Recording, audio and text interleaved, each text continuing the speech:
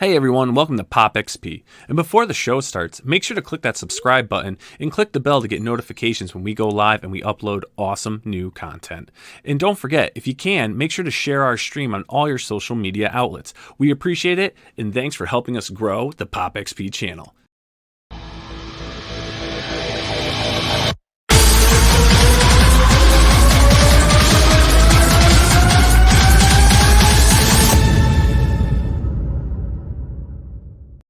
Hey, what's going on, YouTube? It's the brain of the mainframe here now, Scout with PopXP, and you're joining me with the teen sensation, Mr. Billy Tucci, and not a Dr. Blevins. Gentlemen, how are you doing tonight?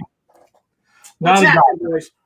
I don't know, man. I just got this craving for some raisins. What? They're disgusting, bag, bro.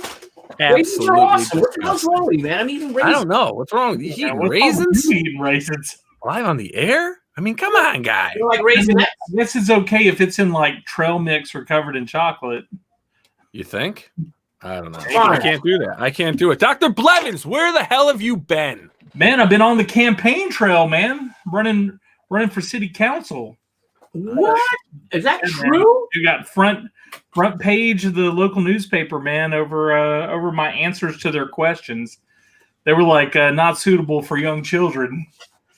Oh, damn. Oh, shit. It's How pretty about you, good. Scala? What have you been doing? Working, brother, working. Meetings, constantly. Growing this great channel. That's right. And growing the hearts of those crowdfunding everywhere. Yes. Scala 2020. Yes. What? YouTube, subscribe, link the bell, notifications, everyone get that. But gentlemen, we have a great night tonight. A great night to kick off the week. 3 amazing creators. One is actually part of the PopXP team. The other one has been a guest on the show before. And our third guest tonight, it's his first time appearing on the PopXP. We feel sorry for him. He's going to regret it. But you know what?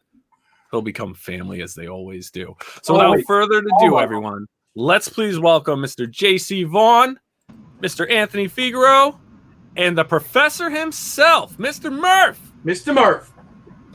How are we doing, gentlemen? What's going on? Doing good. Good to see y'all again. Seem so enthusiastic tonight. I'm loving it. So much energy. You know, we got the lime green headphones, we've got the hat, and we've got the true brain of the mainframe in the house, Mr. JC. The original frozen bald guy. The original frozen bald guy. Frozen ball guy. You know, it's really funny. Ever since that one incident where we were doing the early technical days of PopXP, and we had some technical problems, I've had no trouble with our hookup, right? Then Sunday, Baltimore Comic-Con StreamYard. I'm like, I've done StreamYard 50 times. This will be great. I'm like 35 minutes late for my own panel because of how they had it set up. Damn, I didn't even know you had a panel. I didn't get asked to do a panel. That would have been nice. Well, you wanted it to be professional, bro. Well, you know, that's just probably the truth right there now. It's cool, JC. Me and Billy are going to have our own panel, and somebody's not going to be invited. So that's just the way it's going to be. Well, that's okay. A very awkward phone call, as Professor Murph had discovered before the show. Yeah, I learned all sorts of things about Dr. Blevins. He's an open book, man. They were all made up. I was absolutely trying to catch Billy in a super awkward situation. What were you guys trying to do? Who's the king of super awkward? He's saying, no, I don't Who think has a doctorate in super awkward? What happened? What did I miss? What were you guys trying to do? You're eating trying to do. I have a PhD in awkwardicity. I don't even think that's a word. I think it is now. I would just like to say, before we get started, I would like to say thank you to Lee and TJ, who've already jumped in on McCandless Company. Oh, there you go. Absolutely. Well, they're TJ only the best.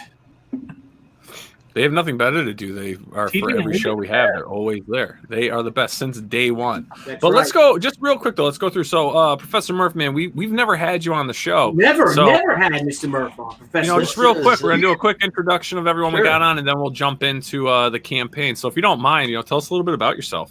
Yeah, no problem. I actually got into comics in 1992 when I was 17 years old. I did a little black and white comic book called Southern Blood. It was about the Civil War.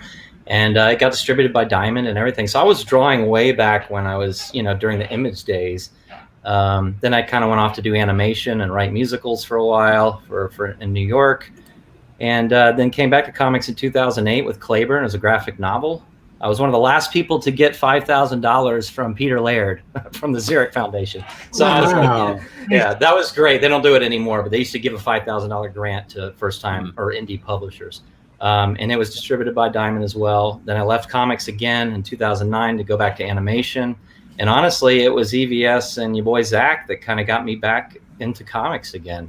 I just started to see what was happening with Comicsgate and the community that was building up around these different groups of creators. And I thought, well, I want to get back into this. I love comics, and I didn't realize there was sort of this underground movement going on. So it's really exciting to be part of this. Cool. Now, how long was your hiatus with comics?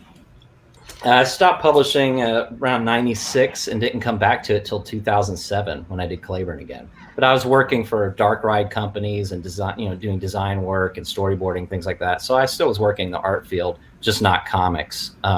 So yeah, I was kind of spoiled because in 92 you could make anything and sell it. If it had a number 1 on it, it was going to sell. And when I showed up to my first signing, I thought I was Rob Liefeld. There was a line in my local city. There was a line out the door for me. And I was 17. So you can imagine what that felt like. It's like, whoa, what's going on here? So that was an exciting time to be in comics. And, it kind of got the bug back then. And of course, it's never been that way since. But I kind of sensed that enthusiasm in Comicsgate. This is my second live stream. So I haven't been doing this very long. Yeah, well, we're honored. Thank you. Now, so you got into drawing comics at 17. You were published. You were being distributed by Diamond at 17. I mean, what kind? Are you just completely self-taught with your? Well, drawing? no. I mean, I have a master's degree in illustration. I actually teach. I am a professor. I teach illustration and animation at Florida School of the Arts. But at the time, I was just, I drew ever since I was 3. I was like most artists. I just drew ever since I could remember. That's all I did. And So made we my have own. a real professor and a fake doctor. Yes. Right. Who has lewd conversations on his cell phone in front of strangers. And a Backstreet Boy. And a Backstreet. Oh, Boy. I ain't taking that kind of abuse. You know what? Now, listen, I'm much more down with the whole Dr. John. Welcome back, Anthony. I get that a lot too, Anthony. Anthony. Welcome back, Anthony. Oh my God. It is. What animation did you do? I'm working on a film called Dogtown. I've been working on it for 7 years now. It's got George Foreman in it, Stacey Dash, and Jason Begay from Chicago PD. It's self-funded. I have investors and things like that. So it just takes a long time when you're doing hand-drawn animation independently because you have to raise money and as you go. So I'm back and forth. Working on the comic, working on the movie, and I have animators working for me as well. So cool. So you didn't do any other. I was trying to think of all the Murphys that I could think of that were in animation, and I remember. Yeah, I worked in commercials and did some stuff for MTV and things like that. But this is my first feature. Awesome. Comics are like my first love. I mean, I love comics because you can get to the point when you've been an animator. Comics is no work at all. People think it's such hard work. Go do hand-drawn animation and tell me how much work comics is. You can get a page done in a couple days. It would take you months to animate what's on that page. Months just to do that scene. You know, so it's a big difference in labor. Now, have you been crowdfunding that feature film you're doing? I did small in pieces campaigns, like I did one years ago to hire Jason, and then I did another one to hire Stacy, and so I did it in parts. But I never tried to fund the whole movie because it's just such an astronomical amount of money. It's in the 6 figures that you just, unless you have a really huge following, you can't go for that kind of cash on crowdfunding. It's just too much. Yeah. Now, what's the anticipated release of this film? Well, the rate I'm going, it's looking at 2 years at best, 5 or more at worst. So it's going to be a decade-long project at least by the time it's done. That's the kind of commitment that type of art form requires. Yeah. You can't, there's just no easy way to do it, unless someone hands you a couple $1 million. So No, I understand. Yeah. How long of a feature is that going to be? It's a full-length feature. It's like 80 minutes. Oh, yeah. wow. Nice. That's incredible. I hope George really Foreman lives long enough to see it. I mean, he's a boxer. He's getting he's getting up there in years, you know. And Andy was a tough boxer too. yes, so, yeah. he's the last of his generation. I mean, you know, Ali and Frazier and Yeah. Ken Norton, they're all gone. Yeah. You know? It's pretty awesome. Joe Frazier. I really like George Foreman a lot, and I'm now super intrigued about this. So, Well, thank you. Now, Anthony, tell us a little bit about yourself for those that aren't familiar with you. Oh, my name is Anthony Figaro. Got into comics probably in about 2003, I guess. Prior to that, I was in a few boy bands, and we toured around a little bit, But I got out of that. You know what I mean? It wasn't really for me. A few guys did it, but I got into comics because I love comics. I like slaving over a table, and singing in front of girls. It's like, it's not for me. You know what I mean? Girls, but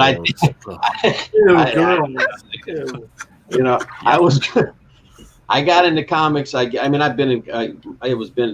started drawing, I guess I was about 10. Me and the local fellas would go to the local store. We were about 10 years old, and we'd go in there and we'd steal comic books and stuff, and we'd bring them home and we'd trace them and stuff. And, so I started doing it like that. And then I guess it was about 2003, I made my first convention, which was in Chicago, Wizard World Chicago at the Rosemont.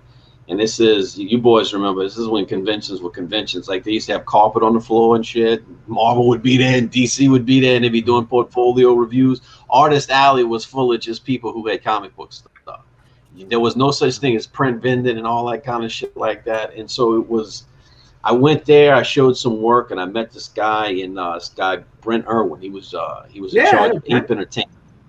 Yeah, okay, so Brent was there, and we hooked up with Brent, and we did an Ape omnibus with him, me and this guy Marcus DeGisu.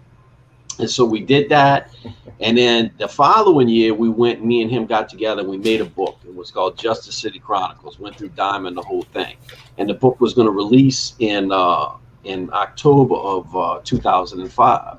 And what happened was, in August of 2005, Katrina hit New Orleans, and it just upended all kind of shit. And instead of going Professor Murphy, you went on animation, you did. I just went and got drunk for like 10 years. You probably had more fun than I did. And then I come back to comics. I've wandered my way back to comics and stuff, and just had the same experience with Professor Murphy, where it just was like, you come back and you're like, hey, what's going on? And all of a sudden it's like, what is this? What is, I come from a time when you used to stand in those lines to get your portfolio reviewed. Man, them boys, you had to bring your shit, man. Them boys were good. You know what I mean? There wasn't no half stepping. And then I would pick up these Marvel books and I'd look at them and I'd be like, they wouldn't even let these dudes stand in the line to get their portfolio reviewed. They'd be like, oh, you better go home now instead of waiting in line. And so it was this weird thing. And then I stumbled onto Zach, and I listened to him for a little bit, and then EBS popped in.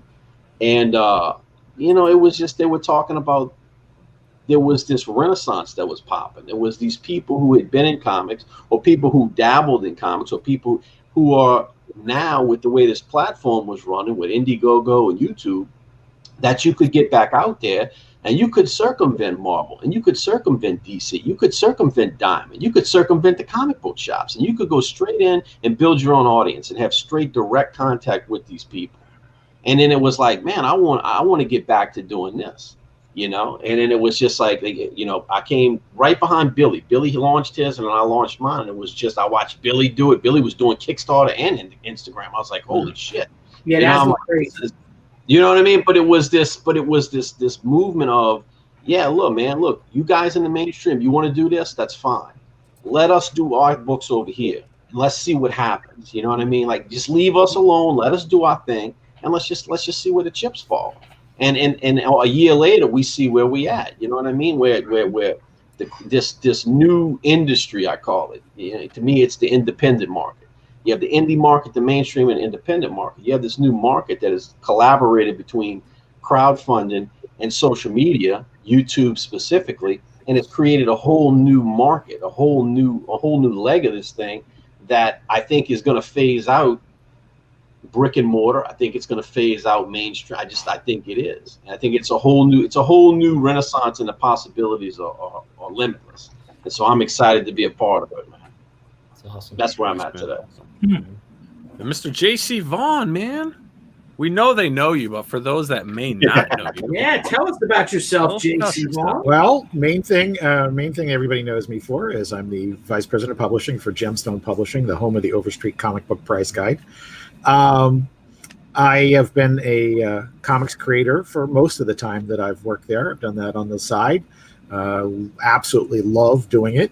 The first big book I wrote was She Akai #1. Yes. And around that same time, I first launched McCandless Company. And very soon after that, I was fortunate enough to team up with a bunch of young creators and older creators that were coming back into the business, and some other folks too, and get a series of short stories, a few pinups, and one longer form graphic novel that were collected with the original one I did into a trade paperback that was just simply not the greatest printing ever. I give A for effort and A for enthusiasm from the people, but their printer betrayed them. And like they left out the inside front and inside back covers for starters. Oh, geez. Yeah. And it really was disappointing, and particularly because, we were all young creators starting out, trying to get established. And these guys, worked for nothing or next to nothing. And I couldn't even give them a good printing job. And it was really disappointing. It's always haunted me. And so this is my year to try and do something about that, because, hey, 2020 is so easy, right? Right. And I really want to do that. It's not about, in this case, listen, I'm a diehard capitalist, but in this case, it's not about making money. It's about making enough money to print this thing, do a nice job so I can look at these guys. And I got to say, even one of my guys has passed away, and it's been on me ever since that this has got to happen. And I really want to do it. So we started tonight on Indiegogo. It's my first serious attempt at Indiegogo. We did a little bit backup to the Vampire PA Bite Out of Crime one, and hey, refresh that. We're higher than that now. refreshing away. There we go. Nice. Nice. And we're not getting like say Tucci like numbers, but we're going to make it. It's going to be exciting. We've got some spectacular covers, and we've got Amanda Connor and Jimmy Palmiotti, colored by Chris Sotomayor. That's in the center there, and on the one side, in the target, in the crosshairs, is a Billy Tucci cover. Yeah. And Shoot him in the back now. yes, that's right. Thank you. And I will say about that cover is the cover art is one of our perks on Indiegogo. Believe it or not, that can only be won by one person. And on the opposite side there, the cover, we have added a special edition of McCandless Company Insecurities, which is that 48-page graphic novel I was talking about. That cover literally came in over the weekend by my friend James Nelms, who is an incredible photographer and artist, works a lot in the video game industry, and has done 3 covers for me for bedtime stories for impressionable children. And this, I just think he just kicked ass on that cover. He nailed it. It's gorgeous, man. Mm-hmm. And I so like this. That's what I'm up to. The Amanda Connor cover. When did they do this cover? That was actually done for the original graphic novel. I had it recolored, and it's on a totally different tone. So that's about 105 years ago. That's fantastic. And you were mentioning, and again, special add-ons available. If you haven't read Vampire PA, I highly, highly recommend it. Guys, the great thing, thank you for mentioning that, Niall. Yeah. One of the great things about the Billy Tucci cover on the left-hand side is that edition of the trade paperback has a tipped-in signature plate, and it's signed by pretty much everybody who worked on it. Me, Brian Frame, Brendan Frame, who are the artists, Billy, who's the cover artist, Mark Wheatley, who, I mean, how I got Mark Wheatley, the co-creator of Breathtaker and Mars, to be my color artist is just, it's just amazing. And Mike Soloff, who's the producer, Marshall Dillon, who's the letterer, everybody signed. And it's a really nice book collecting the original miniseries plus the short story that inspired it. And next to it, we've got the one-shot Bite Out of Crime. Next to that, the Bite Out of Crime Indiegogo exclusive, which is now really rare. I think I've allocated that to 20 copies, and I think maybe I've got 5 more than that left, which is great. And then the Zombie Proof there, I just sort of acquired these. We did an exclusive edition with Jeppy's Entertainment Museum in time for Zombie Gras number 6. And when Jeppy's Entertainment Museum closed, when Steve Jeppy donated his collection to the Library of Congress, the leftover stock got moved over to Diamond International Galleries. So I just picked it up, and I always loved that. I always loved that black and white version of that cover by Vincent Spencer, which just rocks. Mm-hmm. And it's another complete story, another 48-pager. Little Bo Smith. Yeah, Billy Bob Drywall bears some resemblance to Bo Smith. You know, I've got this whole elaborate Hollywood pitch for it, but in comics, I just tell people, yeah, it's Bo Smith killing zombies, and they go like, oh, yeah, that makes sense. It does. Perfect sense. Now let's talk a little bit about like the interiors, because you've had so many different artists work on this book. Yeah, we go with Gene Gonzalez illustrating "Be Your Own Charlie," which is the first story in there. I've worked with Gene on the Insecurities graphic novel, and many times over the years, and he's a fantastic artist. You just look at his line work, and it's just beautiful. Mm-hmm. And then the late Harry Rowland. Harry had done notable covers for Famous Monsters of Filmland, and was just getting back into comics. He passed away, I think, about 1.5 years, 2 years after he did this work for me. This is a story called "No Man is an Eyelid."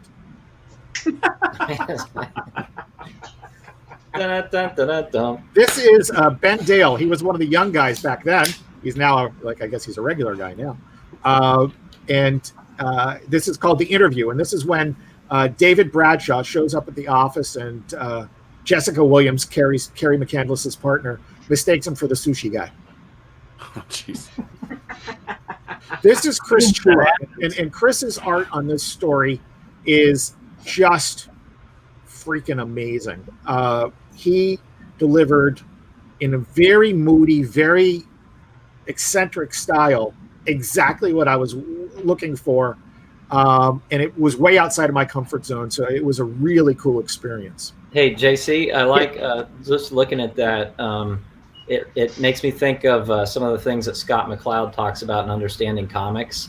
Like he's experimenting a little bit more than a lot of artists tend to do. Yeah, I really think so. He was fresh, I think, out of the Kubert School at that time. He has an absolute ability to, very stylish, or stylized rather, caricatures, and has done a lot of that kind of work since then. But if there was any justice in comics, and we all know comics will break your heart, as Jack Kirby said, if there was any justice in it, he would have done 10 years worth of stuff at Vertigo. Yeah, he's just absolutely amazing. Yeah. Man, fun. The final story. In that last picture, I was the doctor. I don't know if you know that or not. Yes, thank you. And the last story here is it's called End Credits, and it is actually not from. It's a McCandless story, but it never appeared in a McCandless book before.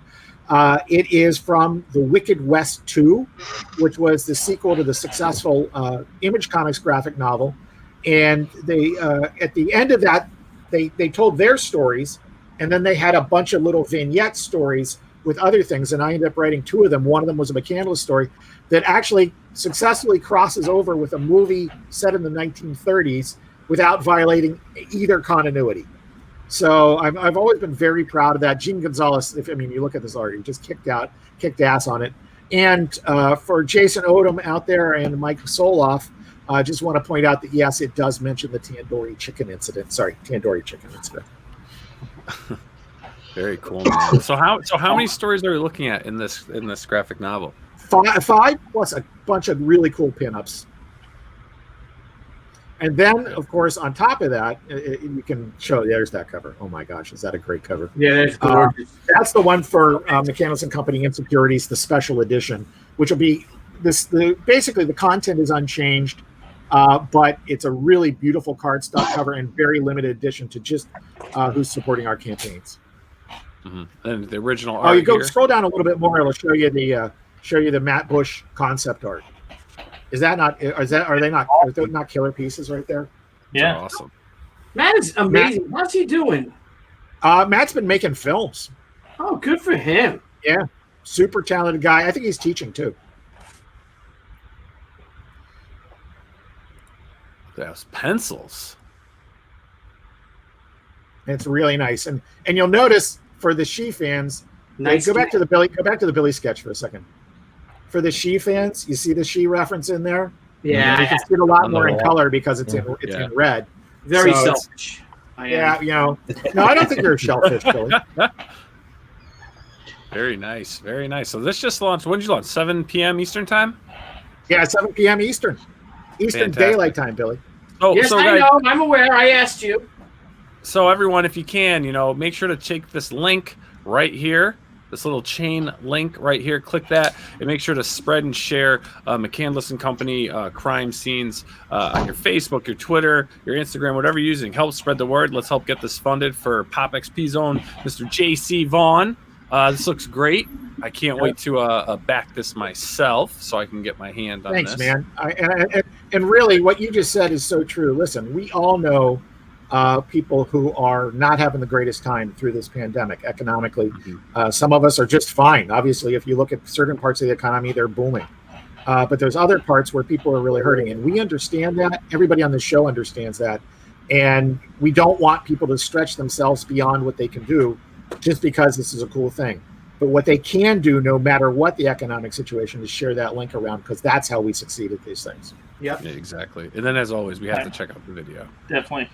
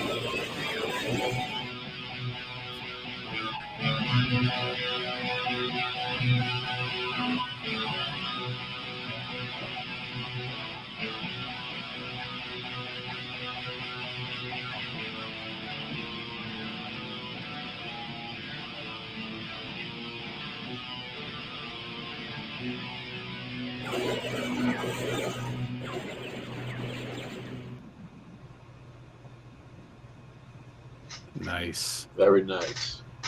Very nice. Very nice. Thank you very much. I want to give a shout out to my brother who wrote and performed the music. Oh, nice. Oh, that's cool. pretty awesome. That's really cool. I do love the fact that you had the word foibles in there. You know, as you can tell, I'm a guy who loves to inject older words. Billy and I have made a career of it. Pajamas. Well, we started calling each other Old Bean years ago. Yes. And Billy has re-perfected the art of saying, "You there." I did it again. I did it again when I sent you a photo, didn't I? And yes, indeed. And you know, everyone around us cringes, and I just smile, and the people almost always respond. and so there are many great old words that it spices things up to bring it out. And foibles is just a great word. And Mr. Figaro. Yeah. You got here. Figaro. Oh, it's just a little something, man. It's a supernatural mystery thriller action adventure. I tell people it's a mix. If you mix Hellboy and Angel Heart together, it's that vibe. It's that kind of vibe, man. You're kicking ass with it, bro. Yeah, I mean, yeah, Definitely. it's good. It's out there grinding, man, and it's just it really is. It's just getting out there and letting people see it. You know what I mean? Getting on the airwaves and talking to people and you know, just interacting with the fans, man. You know. Now you did the line art on this. Yes, sir. You did. It's gorgeous, man. Such a gorgeous book. All the artwork That's except awesome. for the except That for is the nice. cover by Andy Kuhn. That's the only thing I didn't do. So tell us, what's the gist of it, bro? All Yeah, right. that looks awesome. So That's basically, scary. man, it starts out like this. Like a guy, he comes to me and he says, "Look, he goes, I want to do a story on you. It's a local thing. Got this artwork and stuff." He's like, "Look, you got any stories about New Orleans?" And I was like, "Well, not really." He's like, "Okay, well, could you make one up?" And I was like, "Yeah." He said, "Well, look, I want you to use New Orleans and use New Orleans legends and stuff." And so I started thinking about it, and I said, "Okay, well, New Orleans, supernatural." I'm like, "Well, Marie Laveau's got to be in." And I said, "But who's a character that's familiar to New Orleans, but nobody really knows anything about?" And I said, "Well, let me take Jean Lafitte, you know." So I'm gonna pull Jean Lafitte in this, and I kind of write it in a way to where everything that happened to Jean Lafitte was what happened to him, but his death. From then on, I take it and rewrite everything. And so basically, Jean Lafitte is immortal. He's an immortal pirate, and they work. He's basically a paranormal investigator. Or he's a monster hunter. He works for the NOPD, New Orleans Occult and Protection Division. Him and Marie Laveau work for this division. Basically, they protect the normal people from the monsters of the world, right? And part of the story is that in the beginning, you had these ancient gods of chaos, these Lovecraftian monsters, and they basically seeded everything. And so every monster that we know of is seeded from these ancient gods of chaos. But what happens is they rebel against these ancient gods and banish them into another dimension, and they basically divvy up the world. They divvy up the continent. So you have these 7 legacy lines. And this is why you have like monster lore, African lore, Chinese lore, North American lore. You have all these different monsters from around the world because they chop the whole world up. So what they did was they cast a veil over everything, so that basically normal people, they see the world as it normally is. They see somebody get shot on a corner, right? It's not really a gunshot, it's a werewolf attack, right? But normal people don't see it that way. So they send in guys like Jean Lafitte and Marie Laveau to investigate these crimes. So the story picks up, and basically Jean Lafitte's been in exile for about 15 years. And the story picks up, and basically he gets a call, and he says, "Look, we want you to come back to New Orleans.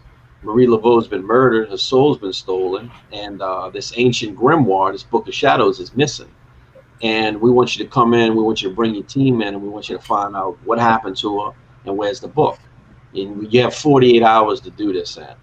All right. And so they give him the window. And so the story's about him going into the city and basically tracking down this killer. At the same time, you find out why he was exiled. There's this incident called the Katrina Incident. And so it ties back to Hurricane Katrina, and it surrounds this building, which is a medical complex called Lindy Boggs. Lindy Boggs is a real medical complex in New Orleans. And it got basically demolished during Katrina, and the building, it hasn't been touched since Katrina. It's a whole medical complex, like a block of a medical complex that's just sitting there. And so I take that and I kind of center that's the center of this incident, which gets him exiled. And so you tie in, as he tracks down his murder, you realize it's tied into this Katrina incident. It's tied into Lindsay Boggs, and he has to kind of face the sins of his past and in order to bring reconcile to the story. Beautiful book, man. That's Yeah, incredible, man. great work. Great work. How long did it take to develop this book? About a year. Nice. I mean, because I wrote the story, and then went into the production of it. Mhm. So it's been about a year. We launched it on Halloween. We ran into some issues and stuff, and COVID didn't help none of that stuff out. But we added some things to the campaign, just like Billy did. Billy did it right. I got my package from Billy. I opened it up. It was like, Jesus, what is all this, man? I got cards and stickers and prints and books and shit. And I was like, Thank man, it was nice. And so that's basically what I've tried to do is put in a lot of extra stuff into this. because again, we get it. We appreciate the fans being patient with us and sticking around with us. So we created these things called Lanyard Packs, right? Some of y'all may, but lanyard's an old word. Lanyard's a New Orleans word. It means extra.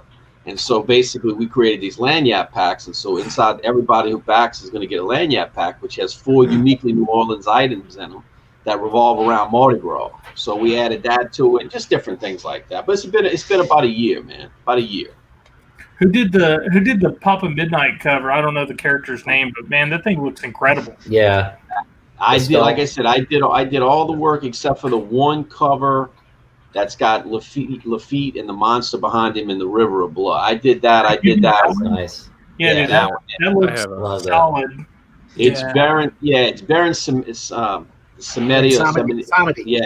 And so basically, he's the king of the dead. In my world, that's one of his alter egos. You know what I mean? It's one of his identities. That's the Andy Kuhn cover right there. Andy did that cover for us. Everything else I did. Yeah, man, the book looks awesome. Yeah, that's great. I love that right there. That's awesome, man. So you know, this was your first campaign. You know, you were funded. You know, the actual campaign portion ended back in December of 19. You kept it going in demand. I mean, look how much growth you had for having it in demand. You know, now you're at 300 backers. Yes, Billy, the 300th backer, man. Yeah, I didn't even realize. And honestly, I didn't know you were on the show until I just looked. I'm like, oh man. You're quite the involved host, Mr. Tucci. I know. Yeah. It's been a rough day. We got our 200 rewards. We packed 200 rewards today. So I was helping Deb, and my buddy Phil Russer came over, our pal, and he helped us out. And he was there working with Debbie, and Mike Renzini was here. Yeah. So it was a busy day. Plus, I did 2 covers so far for Haikyuu, but I got to add a background of 1. I'm not sure what to do yet. So, and now I'm designing the 3rd. So busy day. Billy's got the right idea. I got all my family, like I already told them ahead of time. Look, when this is over, if the film is coming, I seen this guy Billy Tucci do it. I said, we're going to family tag team this now. I'm calling. He drives us with booze and pizza. Remember that favor you owe me? I know I told you back in the day that day may never come, but it's come. You're going to have to pay back that favor I did for you that time for that thing. So you need to come up and help me do these packages, man. That's right. That's pretty much it. But next year we're actually gonna hire somebody full time if the next campaign does. You got way more packages. You mean when the campaign does well? Right. Yeah. If the campaign this one is close to it. I mean, this campaign, because it was our first big one that we did. You know, this is 10 months now. You know, from start to finish. The next one's going to be only 3 months. Right. So that's our goal, and then the following we're going to do one every quarter now. And that's the goal. But we're going to need to hire somebody full time for that. And maybe we'll have that person on the show. What? Yeah. Maybe. Now let's check out your video. Wait a second. It's not me, is it? No, it's not you. Well, good. You're like good. That was close. All right, let's check out God's Hand. Definitely. At nightfall, a string of murders in New Orleans has been uncovered. These aren't your typical acts of violence. The victims bear an unknown supernatural mark. When the city's protector, Marie Laveau, is found murdered, a collective team of reformed sinners with supernatural powers, led by the immortal Jean Lafitte, are called in to solve the case. As they delve deeper into Marie's death, they begin to suspect the rise of the Black Queen, an entity that has been asleep for centuries. Now awakened, her evil threatens to free the ancient gods of chaos and cover the world in a cloak of darkness. I smell human. As her minions crawl out of the shadows and threaten to unleash horror upon the city, only Jean Lafitte and his team of hunters stand between the darkness and the total destruction of the city. All help now rests in a team simply known as God's Hand.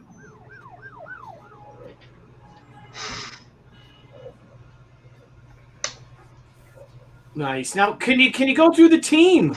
Let's learn about the team members, Anthony.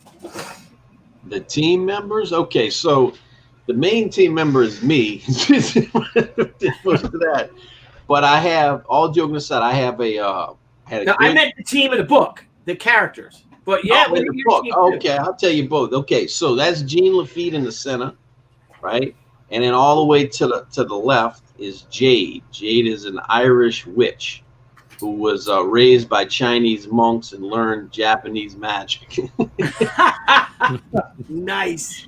The guy next to his left, Finn.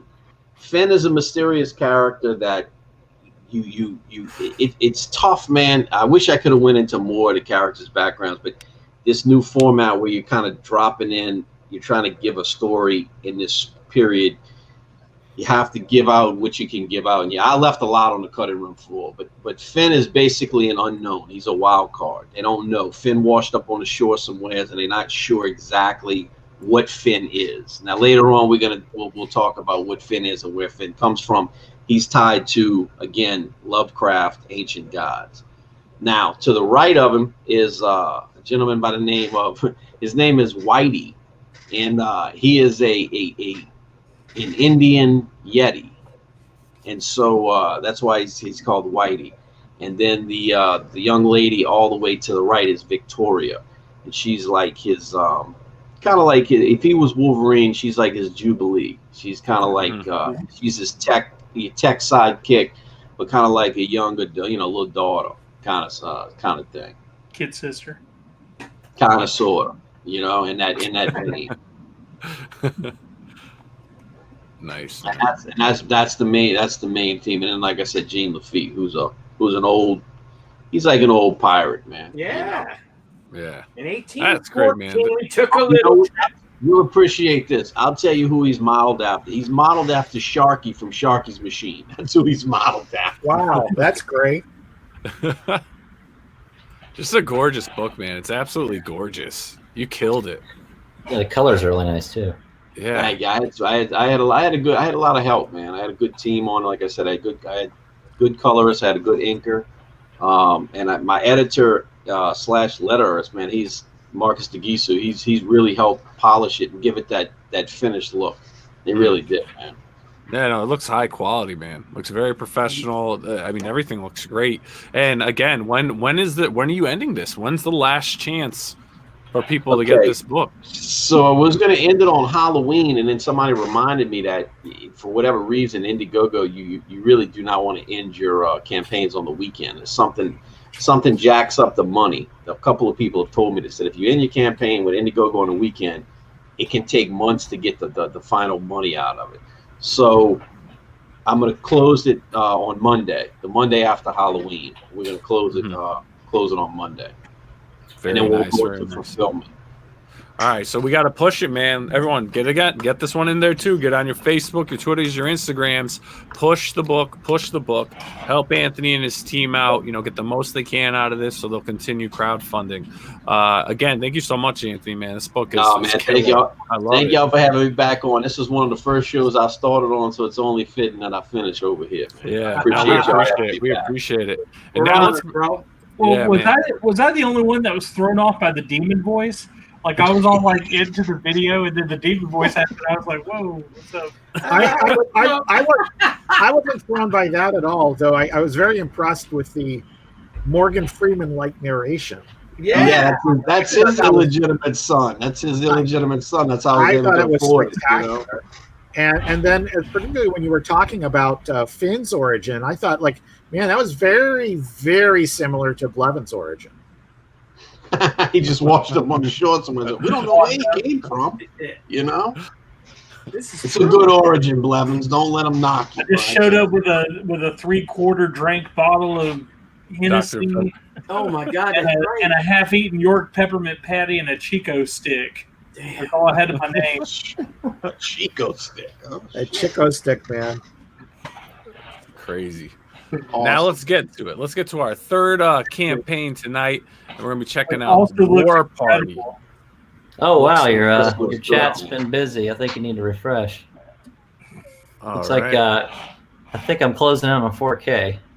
There Yes. you are. Yeah, buddy. Nice, Nice. $15 away. Okay. Very Um, cool. Get the 4K. So, Okay.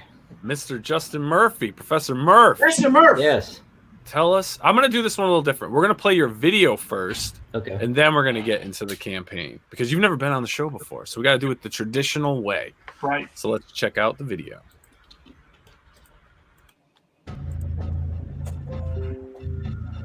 Everything changed when war reached the Americas. Caught between the French and the British, my family paid the price. Only my darling Sarah survived. They took her away.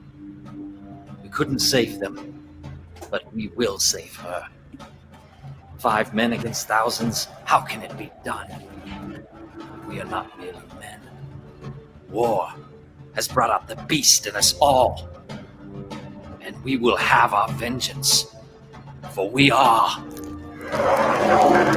The War Party. Nice.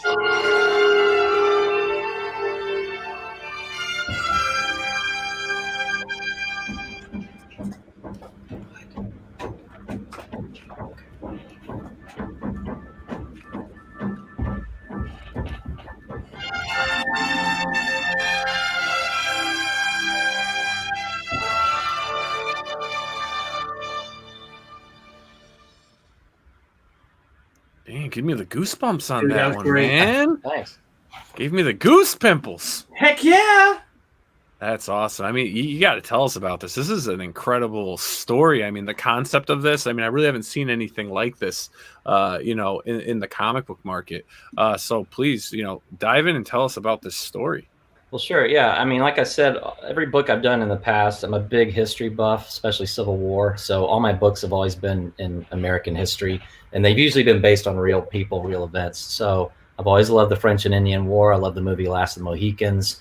I was studying about Native American tribes and Celtic tribes, how they put on animal skins when they went into battle, and they get all jacked up and juiced up. And sometimes they'd actually believe they were the animal, and it helped them fight. So my theory was, well, what if they really did turn into the animal? So, werewolves seem to be very popular right now. I don't know why, but there's a lot of werewolf books out there. But I want to make clear this is not a werewolf book. It's about shapeshifters. So whatever your spirit animal is, that's the animal. You don't get to pick, basically. And that character right there, Diane, she's a shaman, and she has a history with the guy whose daughter was abducted. So he wants to go rescue his daughter, and she basically gives them the pelts and the power to become the war party, because they have to take on the French and the British. The French and the British basically gang up on them. They call a truce to basically wipe them out. It's sort of like a temporary truce.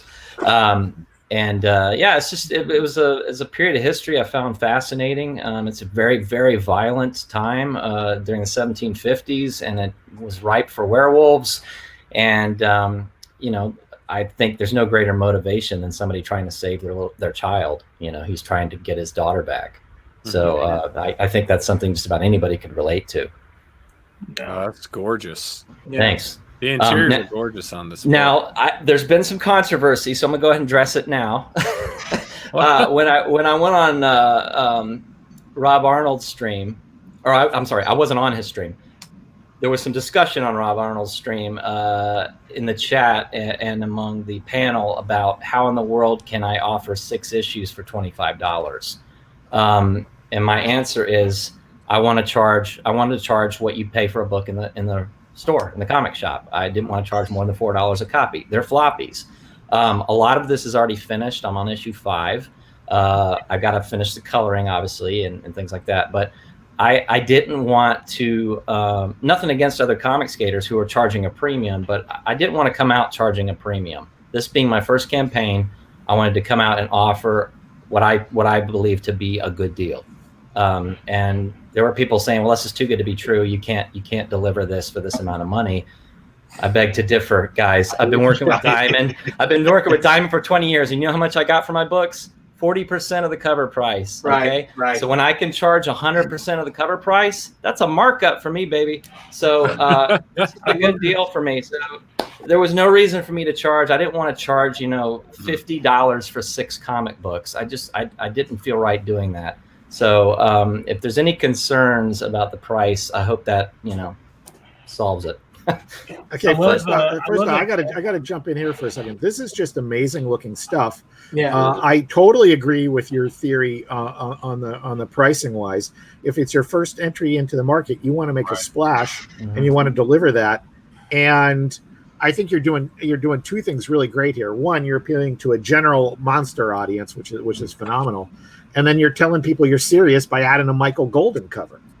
Yes, and he's working on it right now. He's almost done with it. There's a little sketch in there. He did a little thumbnail layout just to show you what it looked like. But the featured perk is you get all 6 issues, and then you get 5 variants of issue 1 that feature each of the War Party members. He's doing the Eagle character.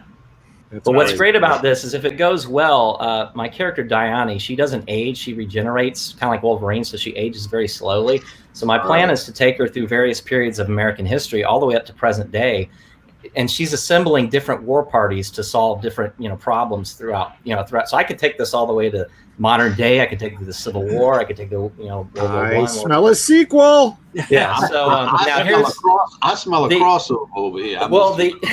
The elephant in the room, and I'm going to address the elephant in the room. As you see, I only have 6 days left, so it's very clear I'm probably not going to hit my goal. This got a very slow start, but it's been building momentum steadily. So my goal is if I'm able to hit about 5,000 before the campaign hits its deadline, I'll extend the campaign because it's starting to grow and word's starting to get out. It just takes a long time because it's such a crowded market right now with Comicsgate. It's really hard to get noticed. Yeah. Have you? Only if you get $5,000 you'll extend it. You haven't extended. Well, no. I mean, that's kind of my goal, but I hope I can raise another 1,000 in the next 6 days. But it's one thing I'll say about Comicsgate fans, and this is what I've learned. They're quality fans. They're quality readers. They don't just throw their money at anything. You really got to prove yourself to them, and it doesn't matter your publishing history. It doesn't even necessarily matter the quality. They really want to know who you are. They want to know what you're doing. They want to know where you come from. Once they pledge, they're diehard loyal, man. Yeah, they're an interactive community. They're a very interactive community. They enjoy the streams. They like interacting in the streams. They like having that personal kind of involvement. Like they're not just a backer, they become like a friend. They become, a part of it. It's a very tight-knit community that we've noticed in Comicsgate and with the creators and the fans. But you said this is the only second stream you've done? I jumped on Pete Samedi's last night where he lets you open mic for 5 minutes. But the only other stream I've actually been on was Michael Bancroft's. He kicked me off. Good people. Yeah. And no, he didn't kick me off the stream, but he kicked me off. I was about to say, he's a pretty nice guy from actually what's funny is if you go to my channel, Professor Murph, I took clips from Rob Arnold's stream, and Michael Bancroft came on to defend me, almost like a lawyer. It's hilarious. And so I cut it in. I cut in what they said, what he said, and then my response, because there's all these questions about, is he charging enough for shipping? I don't see how this is too good to be true. I'm sitting thinking, are you guys really complaining because I'm not charging you enough money? Yeah. I mean, is that really what we're doing here? But I will say they've probably been burned. I know. And there's people who haven't delivered, and I understand it. I get it. I hope that the body of work there and the amount of work that you see that's already been done is sort of evidence that I'm serious about this. But there is one interesting perk that I've added. It's an add-on, and what it is, it's a motion comic. So because I'm an animator, I'm going to do a full motion comic of the entire 6 issues that you get for $10. One of the things you might do, Professor, is really concentrate on your personal track record as a creator, because I think that to me, I've been in the business for a gazillion years, and to me, what makes it seem to me that you can do this is your credentials. Mm-hmm. And to me, that's the sell right there. Your experience and the fact you can deliver on this stuff comes from look at all you've done. The fact you've been working on a film for so long, the fact you've got the multiple careers in comics. Man, I think this is great. Well, thank you.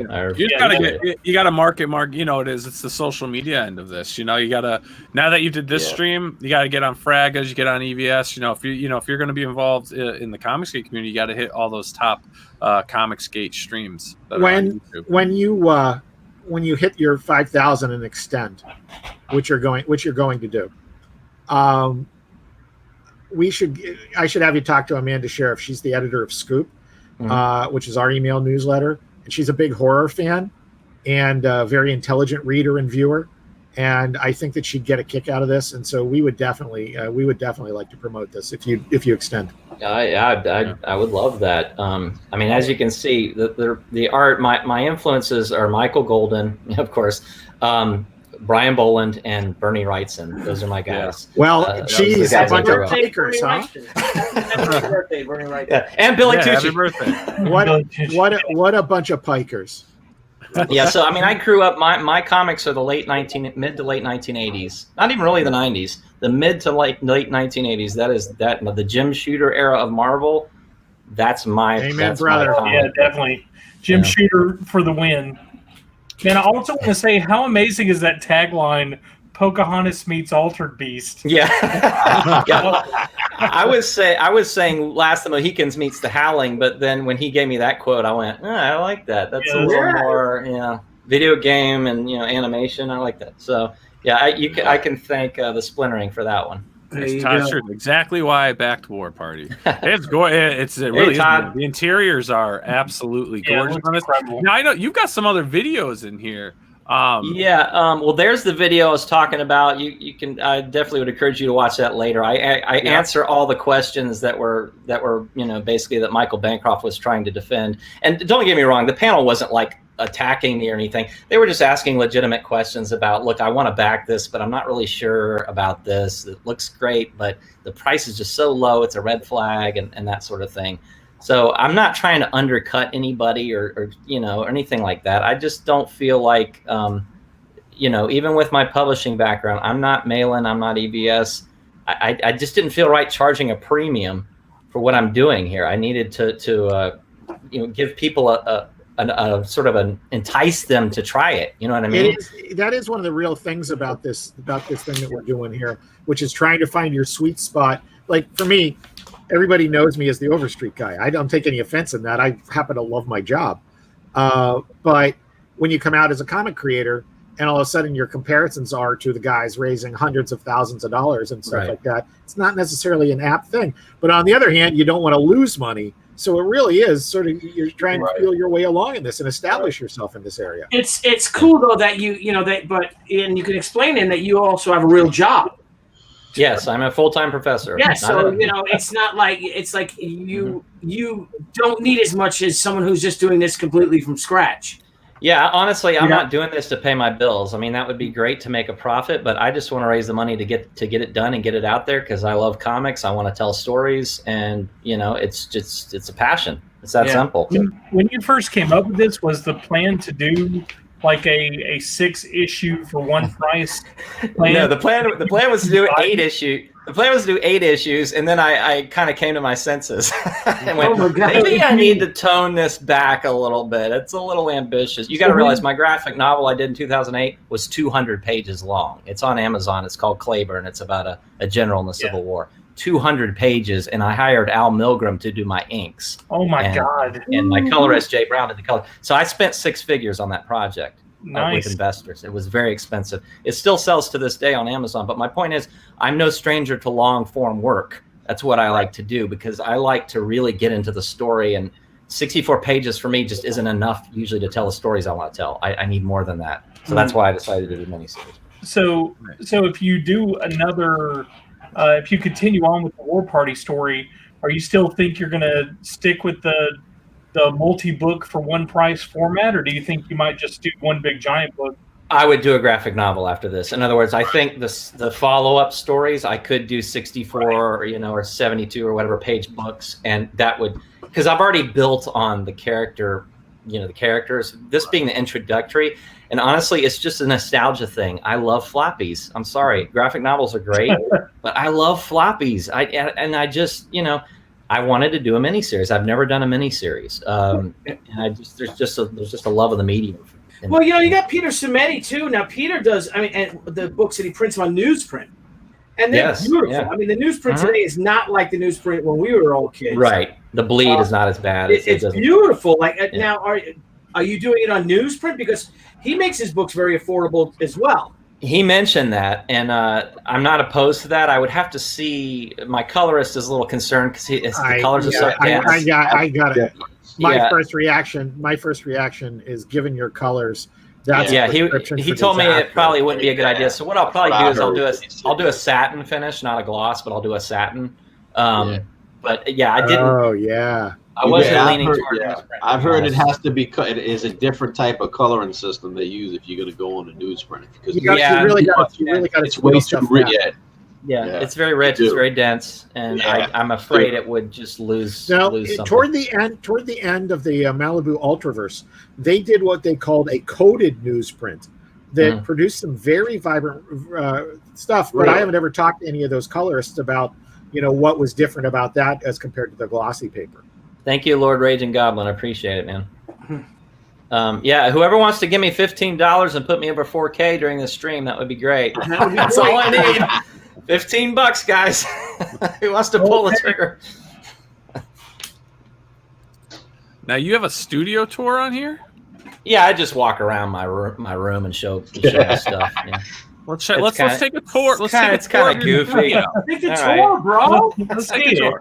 How long is the tour? It's like a minute, not even. Oh, okay, perfect. Okay. Let's take a tour.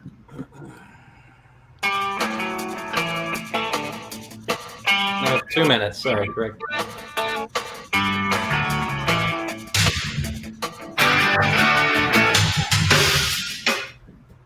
What's up, everybody? I just thought I'd give you a quick tour of my studio. Here are my comic books, and there's the chair that I sit and drink my coffee in the morning. Some nice Disney posters here. And over here is all the Star Wars stuff. Nice. Old Star Wars mostly. But gotta have Baby Yoda in there. Grandpa's cereal, some DVDs, Good Hulk versus Iron Man.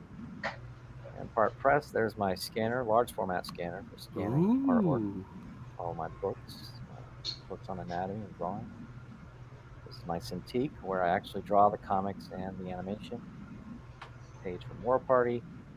And this is the stylus that I use to draw with.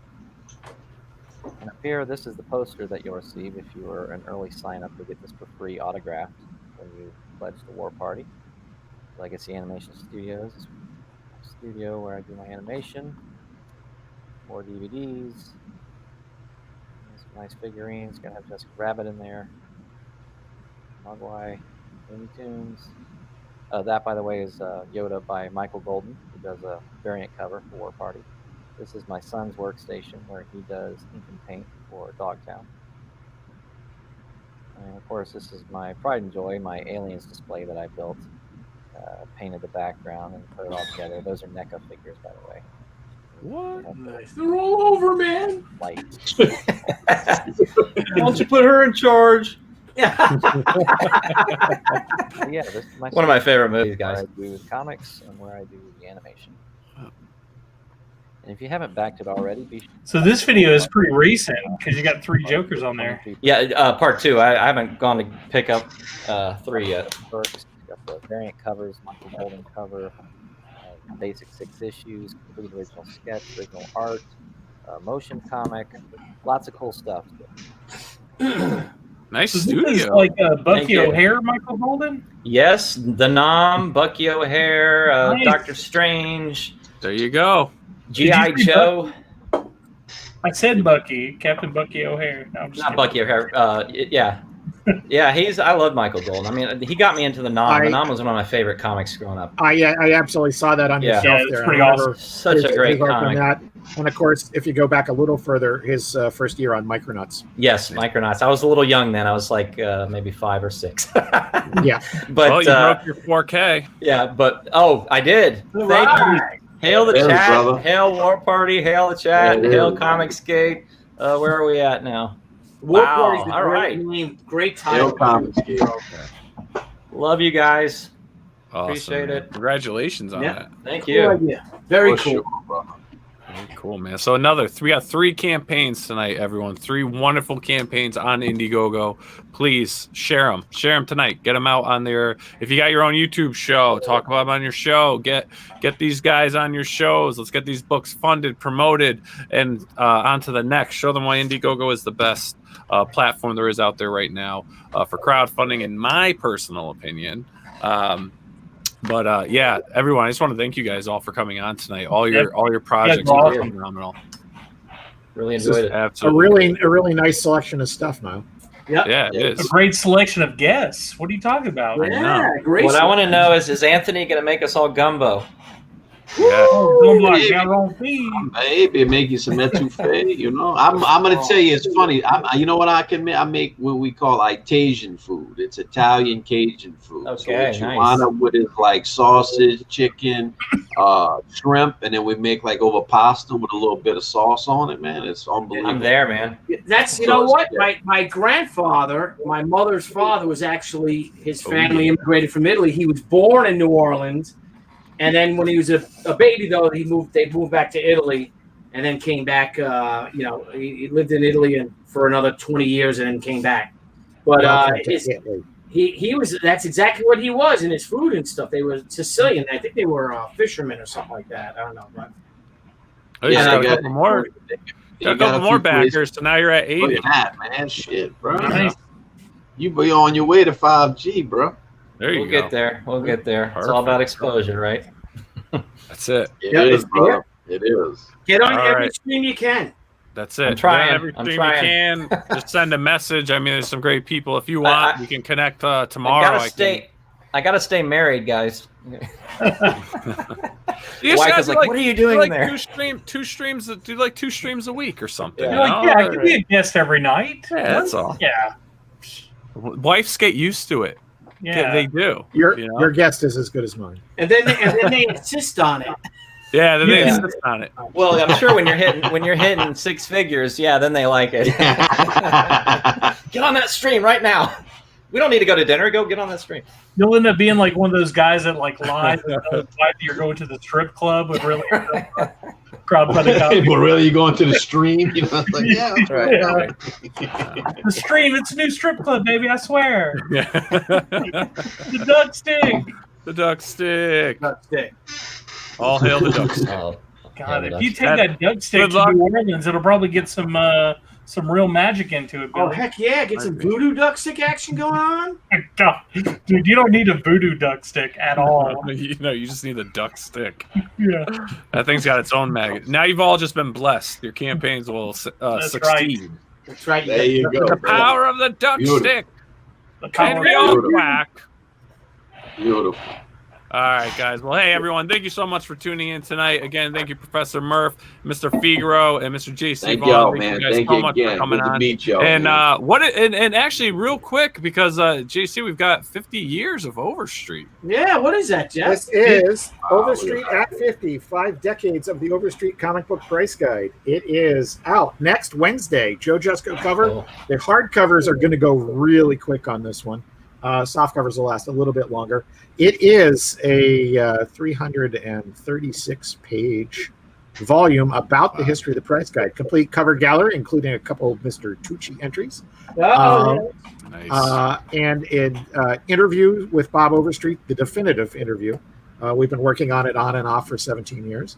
Mhm. And we've got commentary from Paul Levitz and Joe Jusko and Maggie Thompson and Steve Borak, Matt Nelson from CGC, Stephen Houston from Torpedo Comics, Buddy Saunders, who advertised in the second printing of the first price guide. What? From mycomicshot.com. David T. Alexander, who's actually been retailing 1 year longer than the price guide's been around.